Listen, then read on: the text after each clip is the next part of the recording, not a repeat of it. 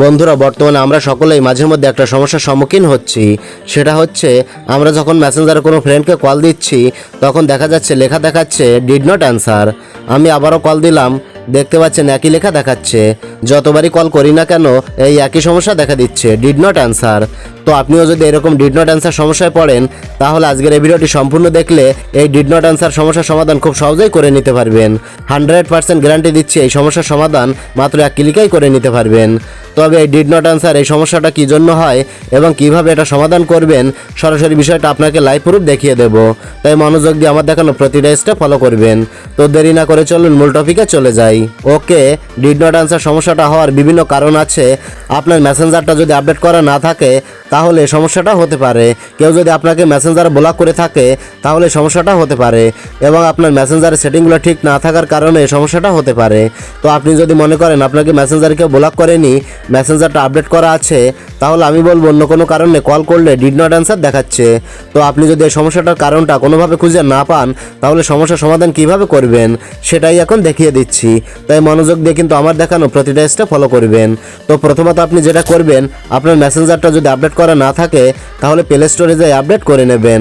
তবে আপডেট করার পরেও যদি ডিড নট অ্যান্সার সমস্যাটা দেখায় তাহলে আপনাকে যেটা করতে হবে, আপনি সরাসরি চলে যাবেন আপনার মোবাইলের সেটিংয়ে আসার পর এখান থেকে খুঁজে নেবেন অ্যাপ, অ্যাপ্লিকেশন, অ্যাপ ম্যানেজমেন্ট অথবা ইনস্টল অপশানটি। আপনার সেটিংয়ের ভিতরে যে অপশানটা থাকবে সেটাতে ক্লিক করবেন। তো আমার এখানে অ্যাপ লেখা আছে তাই এটাতে আমি ক্লিক করলাম। আপনার সেটিংয়ের ভিতরে অ্যাপ, অ্যাপ্লিকেশন, অ্যাপ ম্যানেজমেন্ট যেটা থাকবে সেটাতে ক্লিক করবেন। ক্লিক করার সাথে সাথে আপনার ফোনে ইনস্টল থাকা সমস্ত অ্যাপ্লিকেশনগুলো এখানে দেখতে পাবেন। তো আপনি এখান থেকে এভাবে স্ক্রল করে খুঁজে নেবেন মেসেঞ্জার অ্যাপ্লিকেশনটি। এই যে দেখতে পাচ্ছেন মেসেঞ্জার, আপনি এই মেসেঞ্জারে ক্লিক করবেন। মেসেঞ্জারে ক্লিক করলে এমন একটি ইন্টারফেস চলে আসবে। তো এই পেজে দেখতে পাবেন স্টোরেজ নামে একটি অপশান দেওয়া রয়েছে। জাস্ট এই স্টোরেজ অপশানে আপনি ক্লিক করবেন। স্টোরেজ অপশানে ক্লিক করার সাথে সাথে সরাসরি আপনাকে এই পেজে নিয়ে আসবে। তো এখানে দেখতে পাচ্ছেন দুটো অপশান দেওয়া রয়েছে, ক্লিয়ার ডাটা আর ক্লিয়ার কেস। তো এই দুটো অপশানে ক্লিক করে আপনার মেসেঞ্জারের ডাটাগুলো ক্লিয়ার করে দেবেন। ডাটা ক্লিয়ার করার পর এখান থেকে ব্যাক করবেন। তারপর উপরে দেখতে পাবেন পারমিশন নামে একটি অপশান দেওয়া রয়েছে, এখানে ক্লিক করবেন। এই পেজে অনেকগুলো অপশান আপনার সামনে চলে আসবে, microphone, calendar, camera, contracts, location. এখানে সব অপশানগুলোর পারমিশন অন করে দেবেন। একটাতে ক্লিক করে এভাবে সবগুলোর পারমিশন অন করে দেবেন।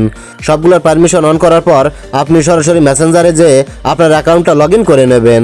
কারণ ক্লিয়ার ডাটার ক্লিয়ার কেস এই দুটো অপশান ক্লিয়ার করে দিলে তাই পুনরায় আবারও আপনাকে অ্যাকাউন্টটা মেসেঞ্জারে লগ ইন করে নিতে হবে। তো আমি মেসেঞ্জারে এসে অ্যাকাউন্টটা লগ ইন করে নিচ্ছি।